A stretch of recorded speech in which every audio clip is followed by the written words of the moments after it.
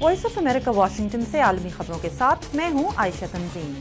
عراق کے شہر موصل اور شمالی صوبے نینوے میں القاعدہ سے تعلق رکھنے والے جنگجوؤں کے قبضے کے بعد ایمرجنسی لگا دی گئی ہے۔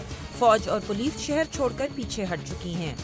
اسرائیلی پارلیمان آج ملک کے 10ویں صدر کا انتخاب کر رہی ہے جو موجودہ صدر شمون پیرز کی جگہ لیں گے۔ یہ الیکشن خفیہ ووٹ کے ذریعے ہو رہا ہے جس میں پارلیمان کے 120 ارکان ووٹ ڈالیں گے۔ چین نے امریکہ کی طرف سے ہیکنگ کے الزامات کے جواب میں خود امریکہ کو کمپیوٹر ہیکنگ کی سلطنت قرار دیا ہے۔ ایک امریکی رپورٹ میں چین کی فوج پر امریکہ کے سیٹلائٹ اور ایرو اسپیس پروگرام کی وسیع پیمانے پر ہیکنگ کے الزامات لگائے گئے تھے۔ اور ہالی ووڈ کی اداکارہ اینجلینا جولی برطانیہ کے وزیر خارجہ ولیم ہیگ کے ساتھ مل کر دوران جنگ جنسی جرائم کے خلاف ایک اجلاس کی میزبانی کر رہی ہیں۔ اس اجلاس میں امریکی وزیر خارجہ جان کیری سمیت 100 سے زائد ممالک کے نمائندے شریک ہیں۔